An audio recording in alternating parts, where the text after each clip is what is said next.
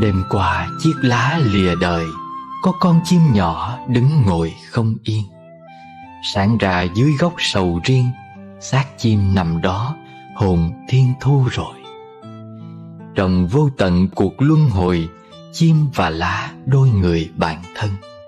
Ngờ đâu một chút tình trần, lao đao lận đận bao lần vì nhau. Hôm nào lá chợt úa màu, chim thôi giọng hót, hư hao vỏ vàng. Chữ tình trói buộc nhân gian, thoát ly nào có dễ dàng mấy ai. Kiếp ni rồi lại kiếp mai, gặp nhau dệt mộng, tàn phai lục trồng. Hồn chim thác xuống cõi âm, ngờ đâu lá cuốn xa xăm đỉnh trời. Lá và chim ở hai nơi, chim rơi lệ khổ không lời nói năng. Chữ tình dựng vách núi ngăn, bờ ni bến nọ thành A Tăng Kỳ. Chữ tình là cái chi chi, nghìn đời chưa cạn, khổ như ri hè. Khổ đau là bạn an vui, an vui đích thực không rời khổ đau. Thông dòng ngay giữa cõi sầu, niết bàn chung một nhịp cầu thế gian. Trong mưa có giọt nắng vàng, nơi buồn thoang thoảng mơ màng hương sen. Giữa ngày nghiêng bóng màn đêm, canh khuya chợp mắt nắng lên ngập hồn. Sau niềm vui có nỗi buồn, trong tù ngục thấy con đường thoát ly. Nơi dung nhan tuổi xuân thì có đôi mắt mẹ xếp ly buổi chiều.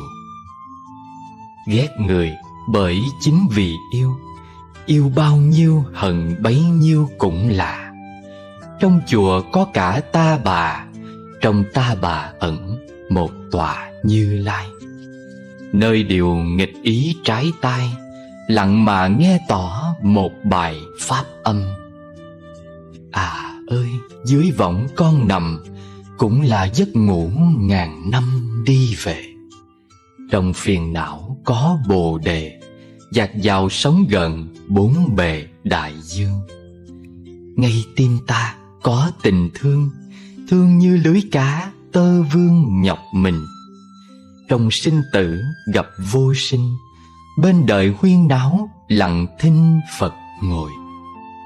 Trong ta có cả vạn đời, lặng yên tràn ngập đất trời xưa sau. Người trong thiên hạ lấy mốc 100 năm là hạn định, nhưng mức trung bình của một đời người vào khoảng 70-80 năm. Tới lúc ấy rồi thì ai cũng đến đi theo lẽ đời hư ảo. Thời hoa niên tung bay khắp năm châu bốn bể, học hỏi, đào luyện bản thân và khám phá thế gian nhiều biến động, nhưng cũng rất tươi tắn lạ kỳ. Đến lúc trung niên bắt đầu học cách dừng lại, chiêm nghiệm lẽ vi diệu của cuộc đời, nội tâm hướng vào trong và bắt đầu sống hòa hợp với vũ trụ, nhân sinh. Lão niên bắt đầu rệu rạo, sinh mạng như lá mùa thu, xác xơ và lung lay trước gió, chỉ chờ ngày nhân duyên sinh mệnh chấm dứt, lại trở về cội nguồn đất mẹ, theo vòng quay sinh diệt của đất trời mà luân hồi trong muôn ngàn biểu hiện có, không. Tâm thái lúc giờ đây đã học được cách dần buông bỏ mong cầu. Đôi bàn tay bắt đầu biết cho đi những gì đã từng chấp thủ. Vào lúc 7-8-90 ấy, trên đầu già thật rồi, vô thường lão tử không còn gửi thư thăm hỏi, mà đã đến ôm sát cạnh bên. Hãy thử ngẫm vào giây phút ra đi ấy, những người ta đã yêu thương, những ai đã từng thù hận, những điều trân quý, những thứ phấn đấu cả đời đạt được, rồi có nghĩa lý gì không? Đứng một bên bất lực mà nhìn lại xác thân tứ đại của mình đang nằm lạnh lùng kia, cùng những người quen biết vây quanh, từ sâu trong tâm khảm họ đang khóc thương hay trách móc. Vào phút giây ấy, thứ mà người ta nhớ đến nhau nhất là gì nếu không là sự tử tế? Một đời duyên phận, năm tháng bình yên, hạnh phúc sẽ chia cùng nhau trên một đoạn đường ân nghĩa. Nếu ai đó khóc thương cho sự ra đi của mình, thì ít nhất với họ, mình đã sống tốt đẹp. Giá trị cả đời người đong đo bằng những điều mà người ta đã làm cho người khác và sự cống hiến dành cho cuộc đời này. Ta đã làm gì để giúp đỡ và cứu vớt được cho ai? Hay chỉ là mang đến khổ đau, bức bách và ác cảm cho kẻ khác? Có những người tuy đang sống giữa cuộc đời này, nhưng khi ai đó chỉ nghe đến tên thôi, đã người giật mình sợ hãi. Thấy dáng hình, tim họ lập tức nhói đau. Để cho đến cơ sự này, đến đi của ta cũng chẳng còn ý nghĩa. Mấy mươi năm chỉ là tồn tại, chứ chưa thực sự sống đúng nghĩa sinh mệnh con người. Ra đi, dù là trong tình thương thanh thản hay trong sự hối tiếc dày vò, tất cả tùy thuộc vào nhân sinh đối đãi, phương cách mà người ta chọn lựa thương nhau. Người ta hay ví nhân sinh như một tách trà, đậm nhạt tùy duyên đối đãi. Trà xanh, nước tịnh, tâm lặng mới thấy được lý thiền. Lá trà qua bao cơn nắng trận mưa, hấp thụ linh khí linh thiêng của trời đất mà kết thành tinh chất. Chịu sự đau đớn khổ cực, từ cắt xẻ rang xay, nhào nặn mới nên hình. Nằm trong bình lại chịu sự nung nấu của nước nóng, để rũ hết mọi tinh chất vẹn nguyên vốn đã từng vay mượn từ núi cao rừng thẳm. Dòng nước xanh biếc cuối cùng trong vắt thấu tận đáy ly, hương trà ngát hương bốc lên cúng dường 3000 thế giới. Vị trà đậm đặc tinh khôi tiếp tục luân chuyển đi vào huyết quản, đánh thức chân tâm tinh anh, tỉnh thức nhiệm màu. Cái hay của lá trà là cho đi và không lưu giữ. Cho đi hương vị tỉnh thức sự đời, không lưu giữ lại những ký ức kiếp người, dù tươi đẹp hay nhiều buồn tủi. Cả một vòng đời mộc mạc giản đơn, hương thơm bay cao, còn xác thân khi hết duyên bỏ lại đời chẳng vướng bận. Trà đã cũ, ký ức cũng nhạt nhòa. Cái gì cần buông xuống thì nên buông xuống. Nhớ nhiều chấp nhiều chỉ làm chướng ngại cho hạnh phúc khởi sinh. Thế nên dần dàng mới truyền nhau về bát canh mạnh bà, về một thứ vong tình tửu. Uống cạn một vốc tửu vong tình, nhân gian có thể rũ bỏ hết mọi ký ức khổ đau, mà sống một đời tái sinh trong thanh thản. Trà không thể làm người ta quên đi quá khứ, nhưng lại giúp ta thức tỉnh hiện thực sống động đời mình. Sống tỉnh thức với khổ đau, âu cũng là một loại hưởng thụ cao xa trong nhà Phật. Ta không cần vong tình tửu để tìm quên. Cái ta cần là sự thức tỉnh như vị của thiền trà mang lại. Thiền ngữ có câu: thủy cấp bất nguyệt lưu. Ánh trăng sáng tỏa in bóng xuống dòng sông. Dòng nước dù có cuồn cuộn chảy trôi, nhưng cũng không thể làm trôi bóng trăng đi được. Tìm ánh trăng của đời mình, luyến tiếc gì những thứ của ngày xưa. Người đã cũ không thể lưu giữ, trà đã cũ chẳng thể đậm thêm. Ký ức buồn đau rồi cũng chỉ là ký ức. Ngồi bên tách trà, ngắm đóa hoa dài trong cơn mưa, lòng chưa bao giờ bình an đến thế. Bình an vốn không thể tìm ở một nơi thanh vắng yên bình, mà chính tại lòng mình có thể an nhiên bất động trước sóng ba đào, giông bão. Cái gì đến ắt phải đến, điều gì xảy ra nên phải xảy ra. Chỉ là đúng thời điểm nhân duyên hội tụ thì quả tự kết thành. Dù muốn dù không cũng chẳng thể nào thay đổi được. Bước qua những tháng ngày không bình yên, chỉ có thể bằng con tim bao dung chấp nhận. Tâm thái điềm tĩnh mới có thể nhận ra được chẳng có gì là tồn tại mãi mãi lâu dài, dù đó là hạnh phúc hay khổ đau đi nữa. Sóng chỉ có thể làm lay động mặt hồ, nhưng không thể khuấy động nước trong lòng sông.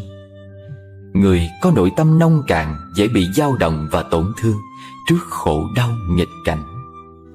Khí chất hơn nhau ở sự bình thản, khả năng bất động trước khổ đau, nghịch cảnh đến với mình. Cái gì hướng vào trong, kết tụ thì cô đặc và vững chãi lâu bền. Cái gì hướng ra bên ngoài thì không an tình, giãn nở, tán loạn và bấp bênh. Hành trình của hạnh phúc và bình an cũng thế.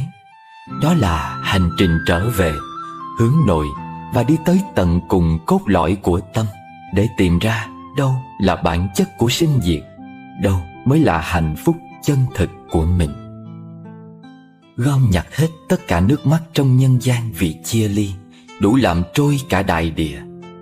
Lượm lặt hết tất cả tiếc thương trong chốn hồng trần, đủ trám đầy cả khoảng không vũ trụ. Thế mới thường nghe, ba cõi biển khổ không có chốn tận cùng, nước mắt nhân gian chẳng đặng dừng, vì từng phút giây trôi qua, mỗi chúng sanh chưa bao giờ chịu tỉnh ngộ. Ai đã từng yêu thương thật nhiều mới cảm khái được phiền não nhân gian. Ai đã từng rời xa người mình thương mới thấu tận nỗi khổ đau của sinh ly tử biệt. Từng ngày trôi qua, ôm trái tim vụn nát để tìm chốn bình an, đến khi gặp đúng người mình yêu thương, tưởng chừng hạnh phúc kia sẽ kéo dài mãi mãi. Nhưng nào ngờ, chia ly là một trong bát khổ, khiến người chia xa vừa hạnh phúc, vừa phải cam chịu sự đau đớn và dày vò. Thương mà phải rời xa, nước mắt chỉ có cất vào nỗi nhớ. Trải qua nhiều đau thương, cũng đến lúc làm người ta tỉnh ngộ rằng mình đã tham ái và mong cầu, chấp thủ quá nhiều chăng. Thương một người nghĩa là đã mở một cánh cửa đẩy mình vào biển khổ, thì cũng hãy mạnh dạn chuẩn bị cho mình tâm thế đối diện với buổi chia ly. Có tương phùng, ắt có ly biệt. Có hạnh phúc sum vầy, ắt có khổ đau chia xa vạn kiếp. Người trong nhân gian gánh trần lao nặng, oằn bước trên đôi chân cô độc. Mấy mươi năm rồi lại đi về, lòng ôm một khối tình chưa tròn chữ yêu thương, thì thần hồn phải lưu lạc giữa biển luân hồi, chỉ để kiếm tìm người của ngày xưa mộng mị.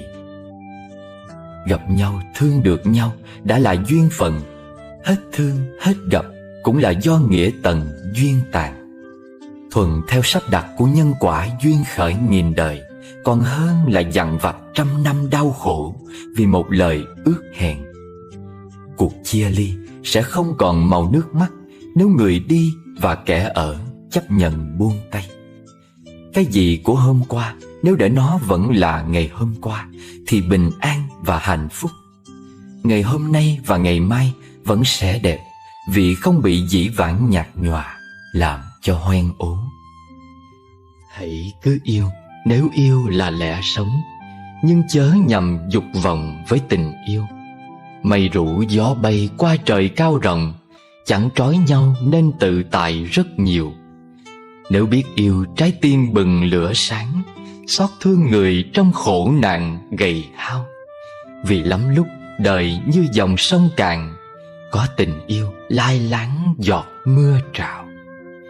Em hãy đến bên tôi đừng e ngại, đóa sen hồng này ưu ái gửi trao. Đời du sĩ tôi chân trần áo vải, túi đông đầy nhật nguyệt với trăng sao.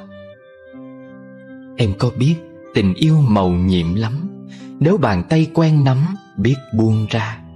Cứ thầm lặng yêu đâu cần vội vã, giữa muôn loài thấy lại bóng hình ta. Đừng đuổi bắt những cuộc tình dâu bể, bao kiếp rồi suối lệ đã trùng dương. Ngồi yên nhé, cùng phát lời hải thề, thắp đèn tâm cho rạng nẻo vô thường. Hãy cứ sống yêu với lòng biển rộng, nắng mai ngời bừng giấc mộng thênh thang.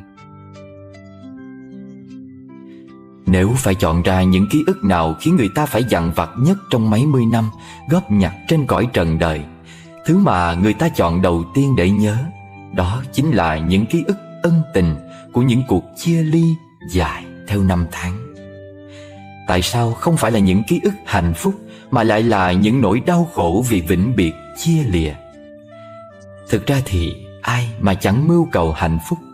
Kể cả những ký ức đau thương kia, ban đầu vốn dĩ là những nỗi niềm hạnh phúc, chỉ là duyên hết phận tan, hạnh phúc chuyển mình thành biển khổ đầy nước mắt khôn cùng. Chia tay một người nghĩa là không còn được bên cạnh người mình thương, không còn được chia sẻ những hạnh phúc ngọt ngào, là dừng lại những trải nghiệm cùng nhau những tháng ngày trong cuộc sống. Vì phải xa rời những yêu thương ngày trước, từ bỏ những thói quen cũ đã từng, bất chợt phải trở về với trạng thái một mình. Vì cảm giác cô đơn nên người ta khó lòng mà chấp nhận cái ý muốn chối bỏ thực tại và cố níu giữ cảm giác hạnh phúc ngày xưa, chính là thứ khiến người ta phải sống trong dằn vặt và khổ đau nhiều nhất. Ngồi lắng lòng thật yên, đối diện với trái tim mình, để thấy thật rõ bản chất chân thực vẹn nguyên của những yêu thương ban đầu, và trả lời một cách thành thật xem rằng mình yêu thương một người vì muốn họ được hạnh phúc, hay chỉ vì muốn mình được hạnh phúc. Nếu tình yêu thương kia căn bản đặt trên mưu cầu hạnh phúc cho bản thân, mình chỉ là một kẻ đi vay mượn yêu thương đầy vị kỷ. Khi họ chọn lựa rời xa để tìm hạnh phúc mới, mình cũng không có lý do gì để oán trách trong cuộc tình này. Không có lỗi lầm, chỉ là hết duyên, và chúng ta chỉ là người không phù hợp trong sự lựa chọn của một ai đó trong thời điểm hiện tại. Nếu thương một người vì mong muốn người mình yêu thương được hạnh phúc, nghĩa là bạn đã tiến một bước rất dài trên con đường thương yêu hướng thượng thanh cao. Người thương một ngày bỗng hết thương. Người thương à, đừng buồn, cũng đừng tự dằn vặt, đừng tự oán trách bản thân mình như vậy. Được bên nhau hạnh phúc lúc nào thì nhận biết, trân trọng và an vui lúc ấy, đừng mong ước gì xa xôi. Thương một người cũng chỉ mong cầu cho họ được bình an, chu toàn, hạnh phúc. Nếu không thể cùng nhau một đoạn sớm chiều, con đường lựa chọn hạnh phúc của người ta không có mình, thì cũng hãy thật tâm cầu chúc cho họ được trọn bề ước nguyện. Một người cũ, người đã từng thương, nếu lâm cảnh khốn cùng nguy nạn, nhìn người ta như thế, ta cũng vui vẻ được gì. Người không thể đi cùng nhau tới tận điểm luân hồi vẫn sẽ là người thương, chỉ là người mãn duyên hết nợ. Chia tay, thì cũng buồn thương đó, nhưng không có gì phải sợ. Hạnh phúc cho người và cho mình không hẳn phải mãi mãi bên nhau. Đến đi tan hợp vô thường, ai biết được hạn định lâu mau. Ngồi bên nhau uống một chung trà trong tĩnh lặng, chỉ cần nhìn rõ nhau thôi, có mặt cho nhau, biết đủ tức là đủ. Tình thương bây giờ là hiện hữu, trong cái sinh diệt hữu hạn vô thường. Chia tay thôi, tình thương vẫn còn đó, có gì đáng sợ phải không? Khi chọn thương một người xa lạ, chính mình đã mở cánh cửa cuộc đời cho họ bước vào, thì cũng hãy dũng cảm đứng lên mà mời họ ra khỏi tâm trí mình khi có quá nhiều thương tích, khổ đau. Yêu một người không có nghĩa là phải cam chịu và thỏa hiệp với khổ đau do họ mang lại. Thương yêu là cùng nhau hàn gắn vết thương, và có thể khiến cho những ký ức khổ đau thăng hoa lên thành hạnh phúc chân thực. Nếu người mà mình chọn lựa đi cùng nhau có thể dành hết tất cả yêu thương để bù đắp lại tất cả những thiệt thòi mất mát trong những tháng năm qua, thì nên biết rằng mình đã gặp đúng người cần gặp. Mỗi người có thể có một chuẩn mực riêng để lựa chọn người thương cho mình, nhưng dẫu sao, bên cạnh một người có thể mang lại cho ta cảm giác bình an, quý giá hơn nhiều cho những tâm hồn cần được yêu thương, che chở giữa một cuộc đời vốn có quá nhiều bão tố phong ba. Khổ đau chẳng ai muốn có, nhưng nó lại là lẽ thật của cuộc đời. Càng sợ hãi trốn tránh khổ đau thì ta lại càng dễ gặp. Đi qua những ngày tháng khổ đau để học thêm những bài học lớn của đời người. Khổ đau là người thầy dạy ta biết thế nào là hạnh phúc chân thực. Bước qua một nỗi khổ niềm đau, chân trời tự do lại thênh thang rộng thêm một đổi. Tha thứ được cho một thương tích của người, đường luân hồi lại lùi xa một đoạn. Khổ đau bây giờ có thể làm cho tim chúng ta bươm rách, nhưng sau này khi đi qua quay đầu nhìn lại, có khi mình phải cúi đầu cảm tạ những nỗi khổ niềm đau. Có lần mình đã từng nói, nỗi buồn nào cũng đẹp, khổ đau nào cũng đều dạy bài học từ bi. Nếu mình đã thấu hiểu khổ đau là như thế nào, thì chắc chắn mình sẽ không còn muốn gây ra những khổ đau như thế cho một ai khác nữa. Đó gọi là bởi vì thấu hiểu cho nên từ bi. Và này người thương, hiện tại dầu cho đang sống trong khổ đau nhiều thế nào đi nữa, đừng sợ hãi, cứ hết lòng quán chiếu bản chất chân thật của khổ đau. Khi đã học đủ bài học về khổ đau, chúng sẽ tự rời xa để nhường chỗ cho hạnh phúc bình an có mặt. Dù đau, nhưng em cũng phải đứng lên và bước tiếp. Chân trời cao rộng phía trên, tinh khôi và trạm nhiên, tình thương vị tha vẫn còn tràn đầy nơi ấy. Chớ buồn cho cuộc chia phôi, ngày sau trùng ngộ môi cười đẹp hơn. Vô thường ấp ủ chân thường, cõi uyên thuở nọ chưa từng vắng nhau. Núi ơi, nắng đã phai màu, dòng thời gian chảy qua cầu vạn niên. Trùng trùng trong cõi nhân duyên, hẹn nhau dưới cội chân nguyên một ngày. Ơ kìa, nước đã thành mây, mưa rơi trên lá, chiều nay núi cười. Đến, đi, sinh, diệt trò chơi, bừng con mắt mộng, thảnh thơi sống nhàn. Phụ nữ nên nhớ, có những người đàn ông chỉ biết làm đau lòng, tổn thương người phụ nữ của mình để bảo vệ những người phụ nữ khác xung quanh anh ta. Không cần biết là vì lý do gì, dù sao cũng không thể chấp nhận được. Đàn ông chỉ biết làm người phụ nữ của mình rơi nước mắt vì những lý do như thế thì không đáng tin cậy để chọn lấy làm chồng, trải qua cuộc sống hôn nhân lâu dài về sau được. Tình yêu có thể chấp nhận sự cảm thông, nhưng tuyệt đối không có sự san sẻ. Tình yêu có thể chấp nhận sự thấu hiểu, nhưng tuyệt đối không có sự dễ dãi. Tình yêu là chuyện của hai người. Sự quan tâm không toàn tâm toàn ý, sự chân thành không thể dốc hết lòng tuyệt đối cho đối phương, thì đó nhất định chưa phải là yêu, nhất định chưa phải là thương. Tình yêu đòi hỏi sự ích kỷ, đòi hỏi sự ràng buộc, ít nhất là mối quan hệ giữa hai người. Đàn ông nếu như không thể định nghĩa được tình yêu chỉ là câu chuyện của hai người, là giới hạn nằm trong khuôn khổ của hai người, thì đó nhất định là người chưa dốc hết lòng vì bạn. Khi yêu bạn, những điều đơn giản nhất, những nguyên tắc cơ bản nhất, người đó sẽ tự hiểu lấy, không cần nhắc nhở dài dòng, không cần phải ra sức để cho đối phương hiểu được. Đàn ông một khi đã vì những người phụ nữ khác mà làm bạn tổn thương, làm bạn rơi nước mắt, thì sự chân thành, sự thủy chung, tâm ý dành cho bạn chẳng đáng là bao. Vị trí của bạn chẳng hề quan trọng gì. Có cũng được, không có cũng chẳng sao, vì bên cạnh đã có nhiều người khác. Họ coi mình cũng chỉ là một phép thử trong vô vàn những phép thử đó. Phép thử không thành công thì người tổn thương không ai hết, chính là chúng ta. Người chịu đựng giỏi nhất cũng chính là phụ nữ, và người bắt buộc phải ra đi cũng chính là phụ nữ. Tình yêu đối với đàn ông, khi có nhiều sự lựa chọn khác bên cạnh, thì trước sau gì cũng tồn tại dối trá. Phụ nữ, ai cũng sẽ đến lúc có cho mình một bình yên để quay trở về sau tất cả những tất bật của xã hội. Chúng ta đang ở giữa một xã hội phát triển hơn bao giờ hết.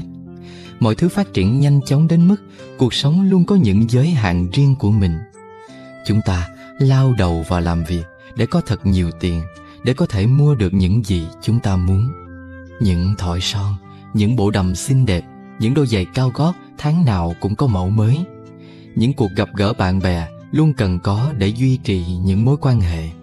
Chưa kể đến, để duy trì nhu cầu tối thiểu của cuộc sống, cái chúng ta cần vẫn chính là tiền. Một người phụ nữ thành đạt là khi trong tay có được nhiều tiền, rất nhiều tiền, do chính sự nỗ lực, cố gắng của mình tạo nên. Tuy nhiên, tiền có phải là thứ mà tất cả chúng ta đang mải mê chạy theo để có được? Và tiền có thể làm chúng ta hạnh phúc hơn một cách thực sự. Tất nhiên, tiền có thể mua được nhiều thứ mình muốn, thậm chí mua được rất nhiều thứ khác. Không có tiền, cuộc sống thật tẻ nhạt. Những ngày ảm đạm cô đơn, không có tiền để chi trả những khoản cần thiết, thật khiến cho chúng ta đôi khi có cảm giác như mình đang sống không khác gì một linh hồn bị lãng quên. Vô dụng, không ai nhìn thấy mình, ngay cả bản thân chúng ta cũng vì không có tiền mà trở nên trống rỗng hơn. Nhưng đằng sau tất cả, gia đình vẫn là nơi mà chúng ta có thể quay về, có thể tựa đầu vào vai những người thân yêu nhất của chúng ta mà không phải đem bất cứ thứ gì ra để đánh đổi. Tiền bạc đâu phải lúc nào cũng làm chúng ta trở thành nữ hoàng, nhất là khi chúng ta đang trở nên tuyệt vọng. Không có tiền bạc trong tay, chúng ta vẫn sẽ trở thành người hạnh phúc nếu có được một gia đình hạnh phúc. Cái chúng ta cần chính là sự lựa chọn. Tuổi trẻ đối với một cô gái mà nói cũng nhanh như một cái chớp mắt. Tôi vẫn còn nhớ cảm giác thất tình đầu tiên của mình vào năm 18 tuổi. Lúc đó tôi chạy một mình trên đường, trời cũng đổ cơn mưa ngay sau đó. Chắc là một sự ngẫu nhiên cho nỗi đau đó của tôi. Nước mưa và nước mắt hòa lẫn với nhau, cũng khó mà phân biệt được nước mắt của mình nhiều hơn hay nước mưa nhiều hơn. Chỉ biết rằng sau cuộc chạy đua một mình trên đoạn đường hơn 1 cây số dưới cơn mưa ấy, tôi sốt cao suốt mấy ngày liền. Nếu bạn thất tình thì bản thân cũng dễ mắc bệnh lắm. Thân nhiệt dễ cao hơn so với mức bình thường. Và khi mọi chuyện đã qua đi, mở mắt tỉnh dậy, tôi đã bước sang tuổi 25. Vậy nên, tuổi tác và thời điểm là thứ không thể thay đổi được. Nhưng cơ hội thì chúng ta có thể tạo ra nó. Cơ hội do chúng ta tạo ra chính là sự lựa chọn đúng đắn nhất để có được hạnh phúc như mình mong muốn. Lựa chọn trở thành một người phụ nữ xinh đẹp, lựa chọn để trở thành một người phụ nữ là vợ của một người đàn ông tốt nhất trên thế gian này, lựa chọn để trở thành một người phụ nữ không có nhiều tiền bạc nhất nhưng có được một gia đình tuyệt vời nhất.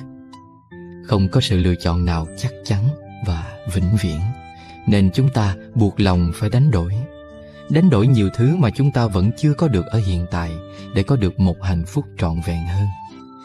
Chúng ta có thể sẽ chết nếu không có tiền bạc, nhưng không phải nói chết là chết ngay được. Chỉ cần có cho mình một chỗ dựa vững chắc, một hạnh phúc để mình vững tâm đến mức không sợ chông gai bão tố ngoài xã hội, một nơi để mình có thể an yên quay về, thì tiền bạc rồi cũng sẽ kiếm được thôi, không sớm thì muộn. Cuộc sống này không phải ai cũng may mắn gặp được người đàn ông đại gia để cuộc đời mình trở thành một nữ hoàng. Và không phải người đàn ông giàu sang nào cũng có thể đảm bảo cho bạn một hạnh phúc chân thành mãi mãi như bạn mong muốn. Nếu gặp được thì là chuyện tốt, nếu gặp được thì nhất định phải biết trân trọng, giữ gìn. Nhưng cuộc sống thực tế vẫn là thực tế, đâu phải ai cũng may mắn có được người đàn ông giàu sang phú quý. Và biết đâu, sự giàu sang phú quý ấy còn có giới hạn của riêng nó. Một người có thể rất giàu có trong mắt người này, nhưng cũng chỉ là một người bình thường trong mắt người khác. Không phải không muốn có được tiền tài, nhưng giới hạn và nhu cầu của mỗi người là khác nhau. Cơ hội và sự đánh đổi đối với mỗi người cũng vì thế mà trở nên khác nhau. Đối với tôi, hạnh phúc chính là được sống bình yên bên cạnh người mình yêu thương thật lòng, cùng nhau kiếm tiền, cùng nhau vun vén cho gia đình nhỏ của mình. Đời người phụ nữ, dù quyền lực đến đâu, giỏi giang đến đâu, thì gia đình vẫn là bến bờ không có gì có thể thay thế được. Và gia đình của mình, hạnh phúc của mình thì không ai có thể làm giúp mình, lựa chọn giúp mình, đánh đổi giúp mình, cho giúp mình cơ hội. Thiên hạ có thể mơ ước về hạnh phúc giàu sang hơn tôi gấp rất nhiều lần, nhưng thiên hạ của tôi thì vẫn là của tôi.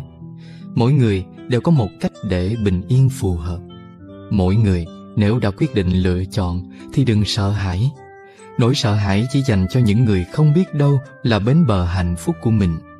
Sự mơ hồ đó, mông lung đó, ai rồi cũng sẽ trải qua. Nhưng khi chúng ta gặp được đúng người, đúng thời điểm, thì chẳng cần ai dạy chúng ta phải lựa chọn gì cả. Tất cả những gì chúng ta có thể làm là sống hạnh phúc bên cạnh người đó, cùng nhau vượt qua khó khăn mà trong lòng bình yên mỉm cười. Thiếu thốn một chút cũng có sao đâu, dông bão nhiều hơn cũng được, vì chúng ta đã cảm thấy được hạnh phúc và bình yên. Và đó là sự tự nguyện của người con gái tìm thấy được bình yên thật sự của mình. Đối với bạn, điều gì là quan trọng trong cuộc sống này?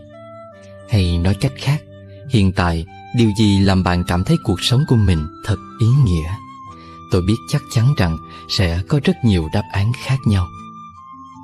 Cuộc sống của mỗi chúng ta đều có những xuất phát điểm khác nhau. Không thể so sánh, càng không thể quy đồng ai ai cũng như nhau. Có người coi trọng vật chất tiền bạc. Những thứ đó vì rất khó khăn mới có thể có được, đôi khi còn phải đánh đổi cả máu mới có thể có được, thì quý trọng là lẽ hiển nhiên. Có người coi trọng sở thích, đam mê của mình. Nhiều người từ bỏ tất cả mọi thứ để làm những gì mình thích, mình cho là đúng. Thế nên cả cuộc sống của họ chỉ nghĩ đến những điều đó. Sống cho hoài bão, ước mơ, lý tưởng của cá nhân mình chẳng có gì là sai. Có người vì một căn nhà nhỏ bé xinh xinh vùng ngoại ô, cuộc sống yên tĩnh vô cùng mà đánh đổi tất cả chỉ để có được nó. Mỗi người sẽ có những sự lựa chọn khác nhau, nhưng đằng sau tất cả những lựa chọn đó, đối với tôi, niềm tin mà người khác dành cho tôi lại là câu trả lời mà tôi muốn nói ngay lúc này, ngay tại thời điểm này. Đã có rất nhiều lần trong cuộc đời tôi đánh mất đi nhiều thứ. Gia đình đổ vỡ, tình yêu tan vỡ trong phút chốc, nợ nần đến mức gần như làm tôi tuyệt vọng. Tôi không còn một chút sức lực để có thể tự đứng dậy trước những khủng hoảng đến liên tiếp như thế. Có nhiều người quay lưng lại với tôi. Họ hạn chế nói chuyện với tôi, không còn thân thiết như trước kia nữa. Đúng vậy, chẳng mấy người dành thời gian quý giá của mình để an ủi động viên một người đã mất đi tất cả, đã không còn gì trong tay và mang một khoản nợ khá lớn. Có lẽ họ sợ liên lụy hơn là mất thời gian dành cho tôi. Có lẽ họ sợ sự nhờ vả của tôi hơn là chia sẻ để giúp tôi được an lòng. Cứ như thế, họ dần dần rời khỏi cuộc sống của tôi, một cách nhẹ nhàng và chẳng có một lời phân trần. Nhưng tôi mới nhận ra, khó khăn không có gì đáng sợ. Khó khăn cũng giống như một bài toán, giúp cho chúng ta có được cho mình những đáp án mà chúng ta chưa thể trả lời trước đó. May mắn thay, những người rời bỏ tôi lúc đó chỉ là một phần nhỏ mà thôi. Anh chị và bạn bè vẫn ở cạnh tôi, nhất là mẹ. Nếu ngay thời điểm bạn khó khăn nhất trong cuộc đời, có một ai đó vẫn bên cạnh bạn, thì nhất định bạn phải biết quý trọng. Niềm tin là một thứ vô hình, không ai trông thấy được và cũng không thể làm ra được nó. Nhưng bạn có thể cảm nhận được niềm tin mà một người dành cho bạn vào khi bạn gặp khó khăn và khủng hoảng nhất. Người ta quyết định bên cạnh bạn vì họ tin rằng bạn sẽ vượt qua được tất cả mọi thử thách kia. Không có bất cứ điều gì có thể làm bạn nản lòng, nhục chí. Người ta vẫn bên cạnh bạn, đối xử tốt với bạn. Vì bạn chính là bạn, con người thật sự của bạn, tính cách thật sự của bạn, chứ không phải vì bạn là người đã có tất cả mọi thứ trong tay, giàu có, quyền lực và họ có thể trông cậy hay dựa dẫm được ở bạn. Họ là những người hơn ai hết hiểu được những khó khăn mà bạn đang nếm trải. Đời chông chênh, tình người mấy ai dễ dàng tìm được tri kỷ thật sự.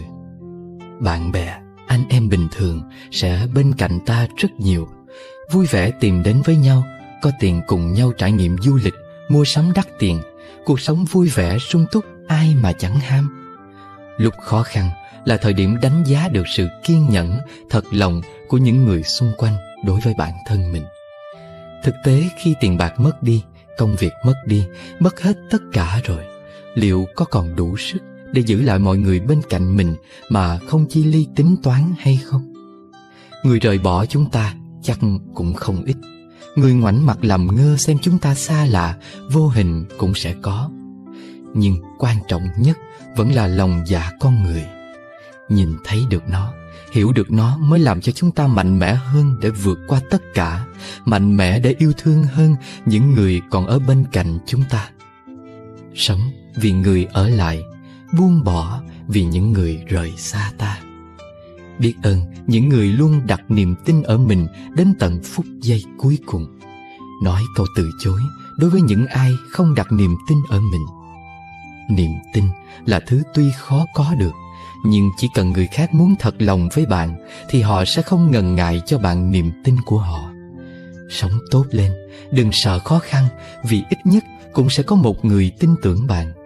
Sống tốt lên vì chúng ta, vì tất cả những ai dành niềm tin quý giá của họ cho chúng ta. Nếu chúng ta gục ngã, chẳng khác nào chúng ta đã mang lại cho họ một nỗi thất vọng rất lớn. Và sự thất vọng sẽ làm con người ta đau lòng. Thế nên, dù có chuyện gì thì cũng nên sống tốt, sống thật tốt nhé.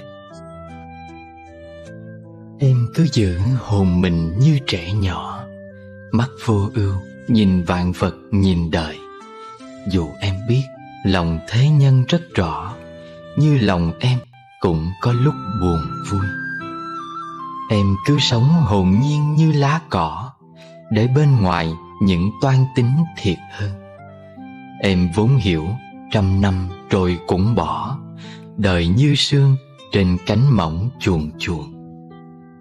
Người vẫn thế, mãi mê cùng được mất, dài ngợi ca những nhan sắc trầm luân. Em ngồi lại tìm về trong lẽ thật, mặc cho đời rót mật cứ ung dung. Khi mắt mở nhìn đời tâm tĩnh lặng, thì đông về vẫn thấy trọn mùa xuân. Ôm tất cả mà lòng em trĩu nặng, ý nghĩa gì trong hạnh phúc lao lung. Em hãy nhớ mỉm môi cười mỗi sáng, thắp tim mình bằng nắng mới yêu thương. Dù ngoài đó chẳng ai người hay biết, hoa từ tâm hé nụ giữa vô thường. Nhân sinh đông đúc, hồng trần đầy thị phi. Người đi lướt qua nhau nhiều vô kể. Trong triệu triệu sát na là có đôi lần tương ngộ. Trong vài lần tương ngộ hiếm hoi, được đôi lần một đoạn đường sinh tử đi bên cạnh nhau. Trong một vài lần ở cạnh nhau ấy, chắc gì tìm được người vì nhau mà thấu hiểu. Bởi thế, người trong nhân gian ngước mắt lên trời xanh, cúi đầu nhìn đại địa, cảm thán hỏi cùng trăng sao tuế nguyệt. Quen biết đầy thiên hạ, tri kỷ được mấy người. Nếu ai đó trong đời này gặp được người hiểu mình, coi như người đó quá ư may mắn. Bể khổ sinh tử mênh mông không chốn tận cùng, ký ức buồn thương của kiếp người chất chồng dài theo năm tháng. Chúng ta cần một người thấu hiểu lắng nghe, để đi qua những ngày tháng nặng nhọc trên cõi trần ai. Lắng nghe được bằng cả thấu hiểu và yêu thương, không làm được gì to tát lớn lao, nhưng cũng khiến nỗi khổ niềm đau vơi đi rất nhiều. Vì thế nên trong Phật giáo Đại Thừa có hình tượng một vị Bồ Tát lắng nghe sâu với tình thương cho chúng sanh bớt khổ.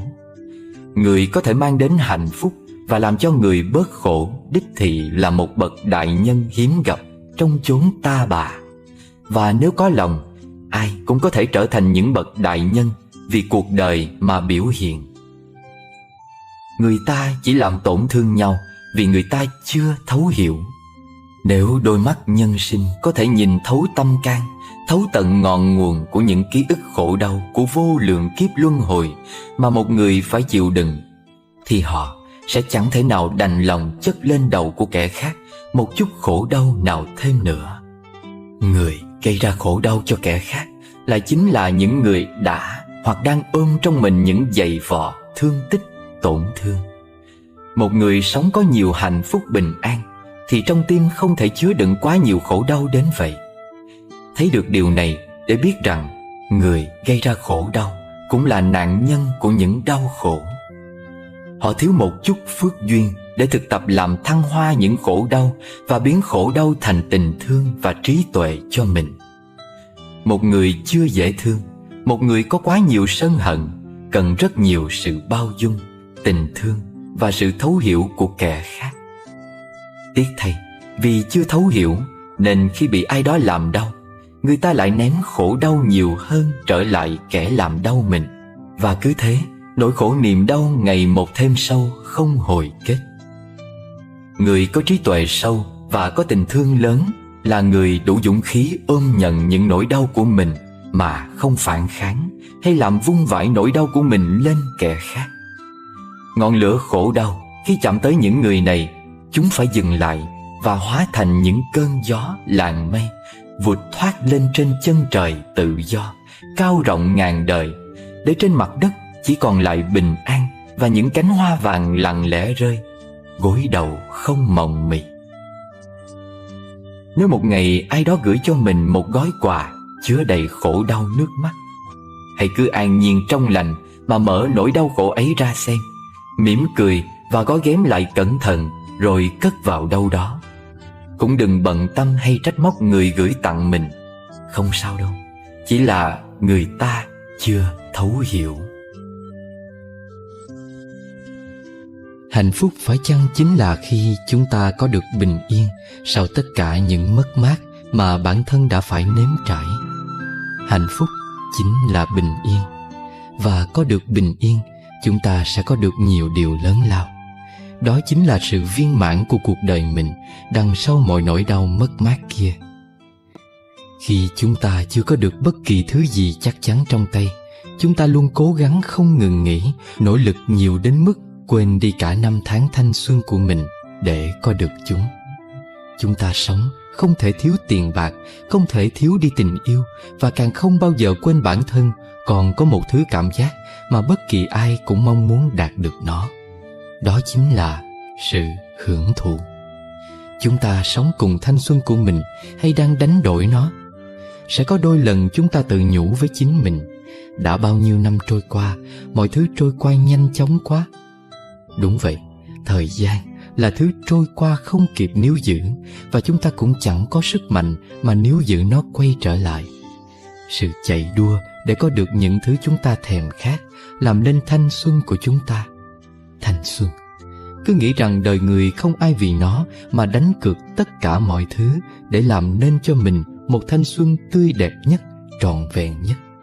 Nhưng đến khi chúng ta có được mọi thứ trong tay, chúng ta quay trở lại tìm thì thanh xuân của mình đã trôi qua rồi. Năm tháng nhanh như chớp mắt. Chúng ta phấn đấu để có được mọi thứ, và sự phấn đấu là điều chúng ta nên làm. Nhưng ranh giới giữa tham vọng và sự phấn đấu rất mong manh. Thời điểm đã có được những gì mong muốn, chúng ta lại mong có thêm nhiều, nhiều hơn nữa. Chúng ta cho rằng chúng ta chỉ sống một lần trong cuộc đời này. Vậy nên nếu có thể làm được gì cho cuộc đời mình thì đừng ngại ngần, hãy cứ làm thôi. Đôi khi sự buông bỏ chính là điều tàn nhẫn đối với mỗi chúng ta. Buông bỏ những gì chúng ta cố gắng đạt được không khác gì xóa bỏ đi những khoảnh khắc làm nên cuộc đời mình. Chúng ta sẽ rất khó để buông bỏ bớt đi vài thứ làm chúng ta hạnh phúc. Nhưng sự đánh đổi nào cũng có giá trị nhất định của nó. Chúng ta buông bỏ bớt công việc bận rộn mỗi ngày để có thêm thời gian chăm sóc bản thân mình nhiều hơn. Dành một khoảng thời gian nhất định để có thể ngồi đọc sách, có những cuộc gặp mặt với những người bạn thân thiết lâu năm. Hoặc chỉ đơn giản dành thời gian để đi đâu đó một mình vào giữa đêm khuya trên chuyến bay vài tiếng đồng hồ, để được đón ánh bình minh ở một vùng đất mới. Ánh bình minh làm bừng sáng cả gương mặt chúng ta vào một ngày mới ở một vùng đất mới. Cuộc sống quả thật thú vị và dễ chịu biết bao. Có những thứ vơi đi bớt, đến chậm vài năm không chứng tỏ bản thân mình không đủ tài giỏi.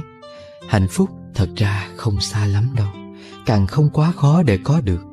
Chỉ cần chúng ta biết làm như thế nào để cuộc sống bớt xô bồ, bớt vội vã, không suy nghĩ quá nhiều, đừng tạo cho mình những công việc khiến bản thân phải làm việc như một cái máy, không cảm nhận được những gì mình trải qua mỗi ngày. Và quan trọng nhất, đừng vì chuyện tình cảm, đừng vì một người xuất hiện trong cuộc đời mình là mình chạnh lòng đôi ba lần mà đánh mất cả cuộc sống hiện tại. Khi nhu cầu tìm hạnh phúc càng thấp thì chúng ta sẽ dễ dàng cảm nhận được bản thân mình có được nhiều hạnh phúc hơn.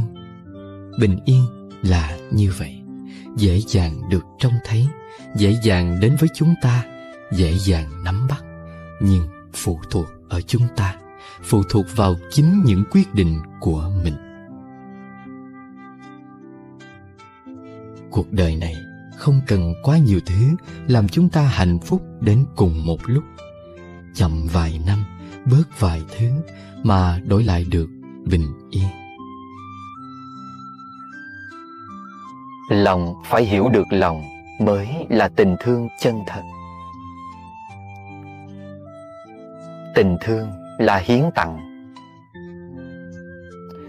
Có bao giờ ta tự hỏi, vì sao ta lại thương người ấy không?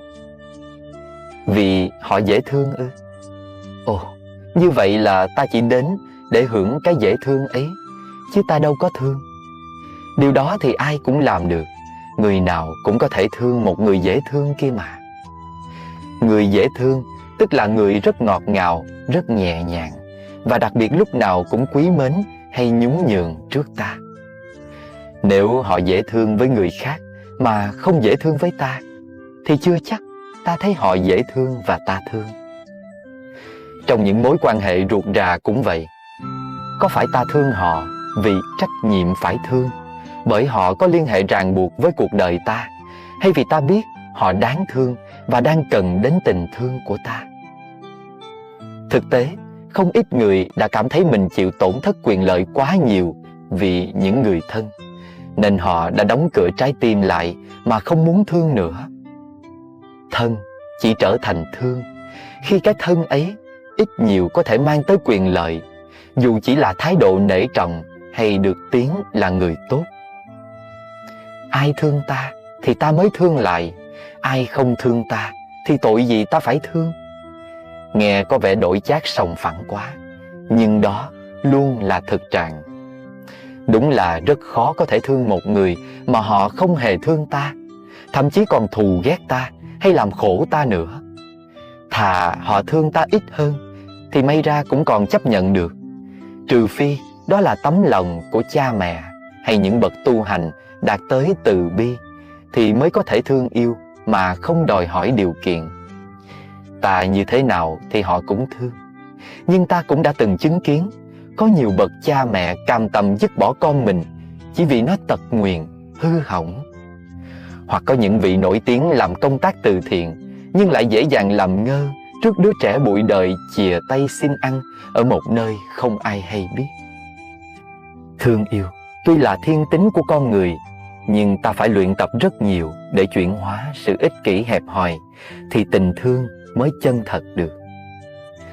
Tình thương chân thật trước tiên phải là thái độ hiến tặng. Ta đừng nhầm lẫn với thái độ lăng xăng, cố làm mọi cách để vừa lòng người kia, mà thực chất chỉ vì muốn ghi thêm điểm. Sự hiến tặng chân thật phải xuất phát từ tấm lòng muốn cho bên kia được an vui và hạnh phúc hơn. Vì vậy, mỗi vật phẩm ta đem tới phải hoàn toàn vì quyền lợi của họ, chứ không được xen ké quyền lợi của ta vào, dù chỉ cần họ thấy được tấm lòng của ta. Muốn người kia thấy được tấm lòng của ta thì cũng không ngoài mục đích khiến họ thương yêu thêm hoặc đánh giá cao về ta mà thôi. Dù biết rằng trái tim ta chưa quảng đại để có thể thương họ mà không cần được thương lại, nhưng cũng đừng vì thế mà ta cứ phải kèm theo điều kiện trong mỗi lần hiến tặng. Đó không còn là tình thương nữa. Suy cho cùng, thương người khác đã là một sự hưởng thụ rồi. Chẳng phải trên đời này có biết bao người muốn thương mà không có người để thương đó sao? Người thì thiếu gì, nhưng người để thương ắt phải dính dấp gì đó đến ta, chứ đâu thể tự nhiên muốn thương ai là thương được đâu. Nói đúng hơn, đối tượng ấy phải từng có cảm tình hay ân nghĩa với ta, hoặc ít ra họ phải chấp nhận và cảm thấy vui sướng khi biết ta thương họ, thì ta mới thương được.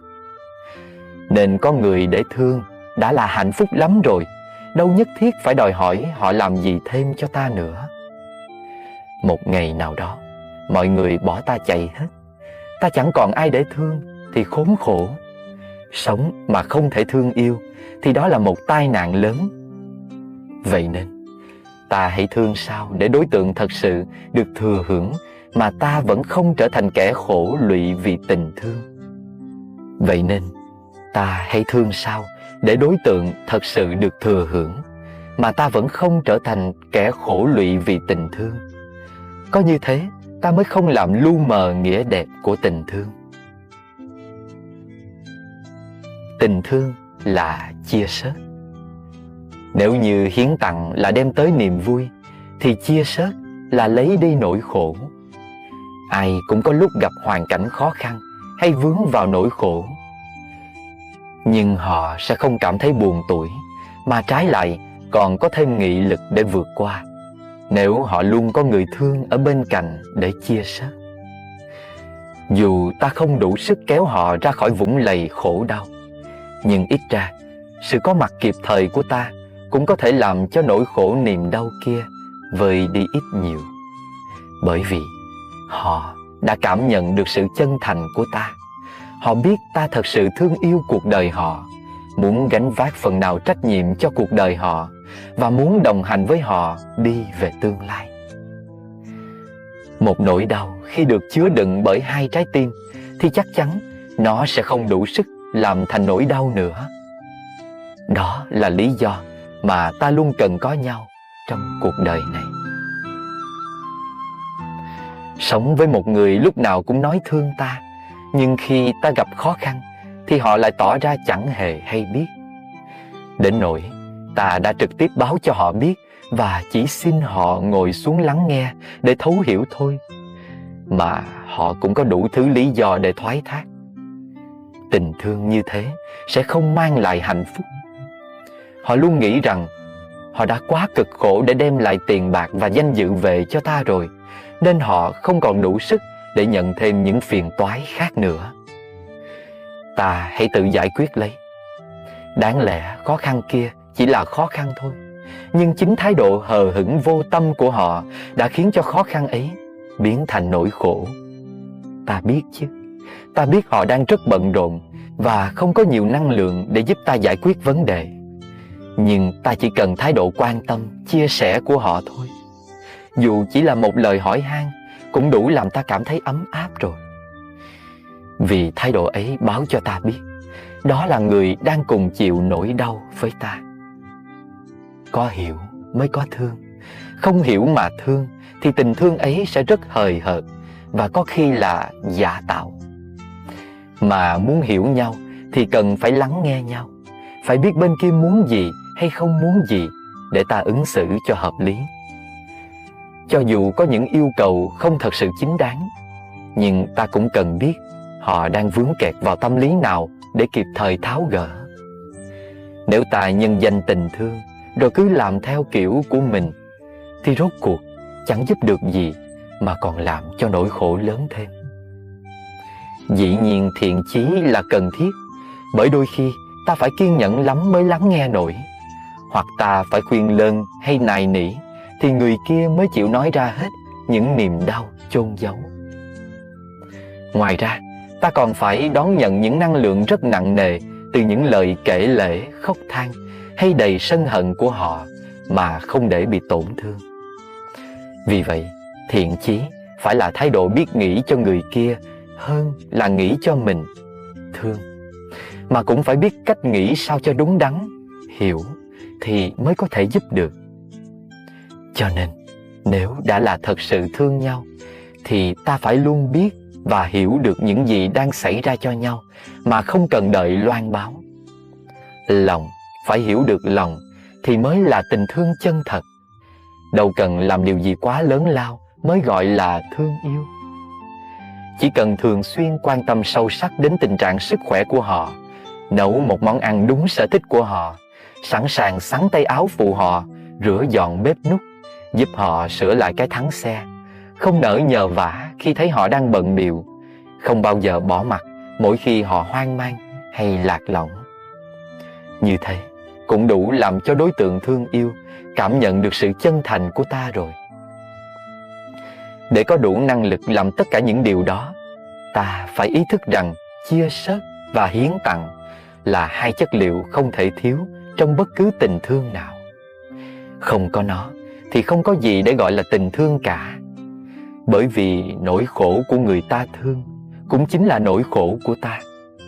Ta không giúp người thương của ta thì ai sẽ giúp bây giờ? Tình thương yêu rộng lớn luôn đem tới niềm vui, cùng sớt chia nỗi khổ, dìu nhau về thảnh thơi. Trả ai cái kiếp luân hồi, về nơi cố quần mà ngồi thông dong. Trả luôn mấy bận lưng còng, gá thân rồi tự đèo bồng nghiệp duyên. trả bao tâm thức đảo điên, theo con sóng biển tan miền đại dương. Trả tình mấy bận tơ vương, dùng dằn lũy kiếp mù sương gập ghềnh.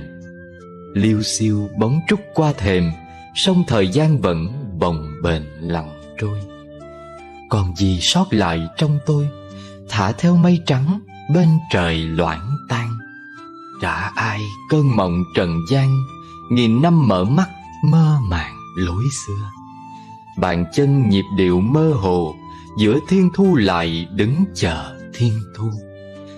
Trả trời đất thuở âm u, trả luôn nhịp vọng lời ru mẹ hiền. Tấm thân sinh tử ưu phiền, kiếp tầm mấy độ an khiên tự rạng. Trả rừng thu ngọn lá vàng, trả thơ cho bút, trả đàn cho dây. Tôi về mặt mũi xưa nay, vạn duyên hoàn lại chốn này vạn duyên.